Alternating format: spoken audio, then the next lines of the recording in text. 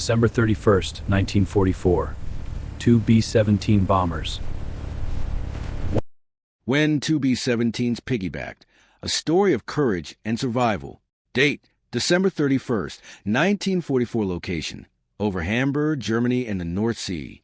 Background, in the final years of World War II, Allied air forces conducted long and dangerous bombing missions over Germany's industrial targets.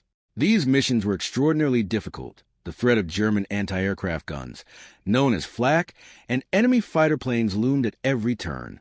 This is a story of one of the most extraordinary events in aviation history, a moment so unbelievable that those who witnessed it could barely trust their own eyes. The mission begins. On December 31st, 1944, Second Lieutenant Glenn Rojon sat in the cockpit of his B-17 bomber, the Little Skipper. Beside him was his co-pilot, Second Lieutenant William Leake. Their mission, to strike the oil refineries in Hamburg, Germany. As the formation approached Hamburg, German flak filled the sky. One by one, B-17 bombers were being knocked out of the air. The men watched in horror as their fellow airmen fell from the sky around them, bombs on target. Despite the intense flak, Rojon and his crew pressed on and completed their mission. Bombardier Sergeant James Shirley released the bombs, 500-pound explosives that fell straight toward their target. Ball Turret Gunner Corporal Joe Russo confirmed the result. Right on target, German fighters attack. After dropping their bombs, the formation turned back toward the sea. But the danger was far from over.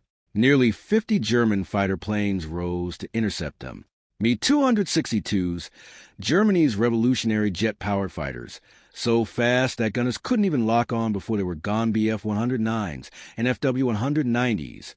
Piston engine fighters had swarmed the formation repeatedly. Gaps began appearing in the formation. Damaged B-17s fell behind, trailing smoke and fire. P-51 Mustangs arrived. Just when all hope seemed lost, American P-51 Mustang fighter escorts appeared on the horizon. The German fighters, faced with a real threat, turned and fled. For a brief moment, there was relief. But the P-51 soon departed to defend other bombers further along the line, leaving Rojon and what remained of the formation to fly on alone.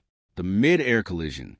Over the North Sea, a second wave of German fighters struck. Turbulence made it nearly impossible to hold formation. The lead plane, 9 Lives, was struck by German bullets. Both pilots, McNabb and Vaughn, were killed instantly, but their hands remained on the controls, and the unmanned aircraft slowly began climbing upward. A nearby pilot desperately tried to warn them over the radio, but it was already too late. At 12:44, the nose of 9 Lives slammed into the belly of the Little Skipper. Two B-17 bombers, locked together in midair, became one impossible flying machine. Flying together, locked in the sky, Rojon looked out of his window and couldn't believe what he saw. We're riding another fort. Leake stared back in disbelief. We're stuck together like mating dragonflies. Engine number 1 on 9 Lives was already on fire. Both pilots pressed their feet against the instrument panel for leverage, pulling with everything they had to keep the aircraft under control. Rojon tried everything to break the planes apart, gunning the engines, rocking the aircraft, but nothing worked. The decision, get over land. Crashing into the sea meant certain death. Rojon made a critical decision.